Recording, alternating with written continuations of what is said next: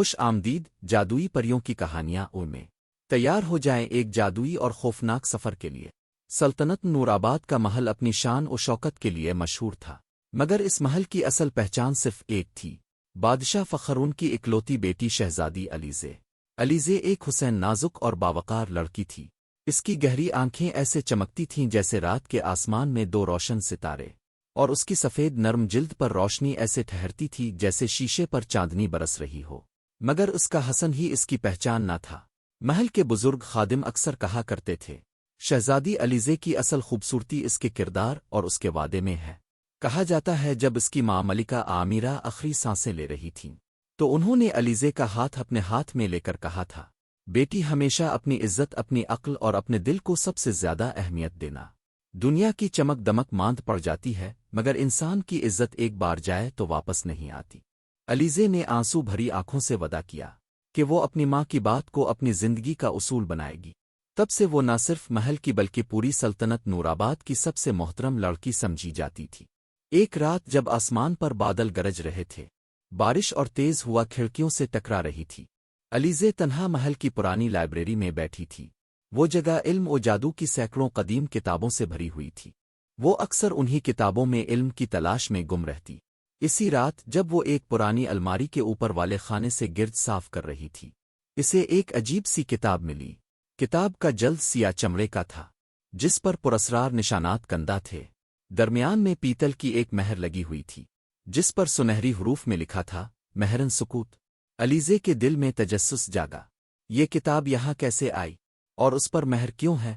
باہر طوفان بڑھتا جا رہا تھا، مگر اس کے دل میں خوف سے زیادہ اشتیاق تھا۔ اس نے ایک لمحے کو توقف کیا، پھر مہر توڑ دی۔ جیسے ہی مہر ٹوٹی، ایک گہرا سیاہ دھواں نکلا، جو ہوا میں گھومتا ہوا اوپر اٹھا اور پھر آہستہ آہستہ فضا میں تحلیل ہو گیا۔ علیزے چند لمحے ساکت کھڑی رہی، اس کے ہاتھ کانپ رہے تھے، پھر خود سے بولی، شاید میرا وہم ہے۔ اگلی صبح محل میں ہنگامہ مچ گیا۔ محل کا سب سے بوڑھا خادم بابا حلیم اپنے کمرے کے دروازے پر مردہ پایا گیا۔ طبیب نے معائنہ کیا اور صرف اتنا کہا، ان کا دل خوف سے بند ہوا ہے، جیسے روحی چھن گئی ہو۔ اس دن کے بعد محل کا ماحول بدل گیا۔ ہر نوکر، ہر خادمہ خاموش اور خوف زدہ رہنے لگا، مگر سب سے زیادہ اثر علیزے پر ہوا۔ ہر رات جب وہ آنکھیں بند کرتی، ایک ہی خواب دیکھتی۔ اس کے بستر کے پاس ایک لمبا سیاہ سایہ کھڑا ہوتا، جس کا چہرہ دکھائی نہ دیتا، صرف دو سرخ چمکتی آنکھیں اندھیرے میں جلتی محسوس ہوتیں۔ سایہ بولتا نہیں تھا، مگر اس کے دماغ میں ایک آواز گونجتی، تم میری منتخب ہو، تم میری ہو ہمیشہ کے لیے۔ وہ جاگ جاتی، پسینے میں شرابور سانس پھولی ہوئی۔ اب اسے سمجھ نہیں آتا تھا کہ خواب ہے یا حقیقت۔ پھر محل میں ایک ایک کر کے اس کے قریب آنے والے مرنے لگے۔ اس کی پیاری کتا ایشری، اس کی خادمہ صفیہ، سب ایک ہی حال میں مردہ پائے گئے، آنکھوں میں خوف کی مہر اور چہرے پر جمود۔ محل کی دیواریں جیسے سانس لینے لگیں۔ علیزے خود ایک کھوکھلی گونج بن چکی تھی۔ کچھ دن بعد شہزادہ ایان، سلطنت روشن ڈر کا بہادر اور علم پسند شہزادہ، علیزے سے منگنی کی خبر سن کر نورآباد پہنچا۔ ایان کو قدیم و پراسرار اشیاء کا شوق تھا۔ اسی شوق میں اسے ایک انوکھی چیز ملی تھی، ایک شفاف شیشے کا ٹکڑا جس کے اندر دھند سی گردش کرتی تھی۔ دکاندار نے بتایا، یہ سایہ عدسہ ہے، وہ سب دکھاتا ہے جو عام آنکھ نہیں دیکھ سکتی۔ ایان نے وہ عدسہ خریدا۔ جب وہ نورآباد محل پہنچا تو فضا بھاری تھی، ہوا میں غم اور خاموشی بسی ہوئی تھی۔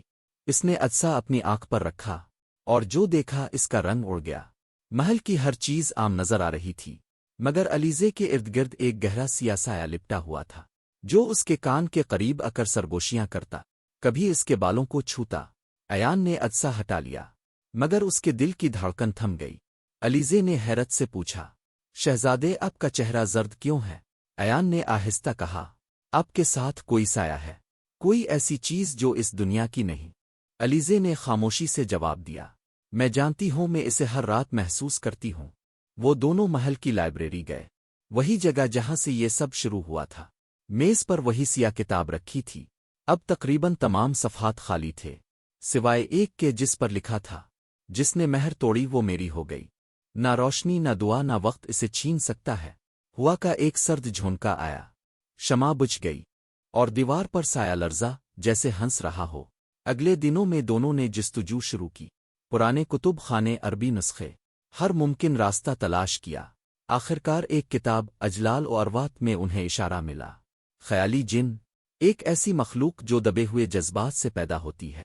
अयान ने कहा, ये जिन अब से यूं ही नहीं जड़ा, ये अब की रूह से ताकत लेता है, अब की पाकीज़गी ही इसकी तवानाई है। अलीज़े ने कांपते लहजे में कहा, तो वो मेरी मोहब्बत नहीं मेरी रूह चाहता है? अयान ने सर हिलाया, हाँ। रात ढली तो ज़मीन लरज़ने लगी। महल की दीवारों का रंग सिया पड़ने लगा। मेशालें खुद बखुद बुझ गईं और अंधेरे में वो साया ज़ाहिर हुआ, एक बेशक्ल वजूद जो चीखती रूहों से बना था। अयान जान गया कि इसे तलवार से नहीं मारा जा सकता। ये अंधेरा एहसासात से पैदा हुआ था और इसे ख़त्म करने का वाहिद तरीक़ा था सच्चा जज्बा। अयान ने अलीज़े का हाथ पकड़ा। अलीज़े, मैं तुमसे सच्ची मोहब्बत करता हूँ। ये मेरे दिल से निकले अल्फाज हैं, ये अल्फाज जिनके लिए जहर साबित हुए।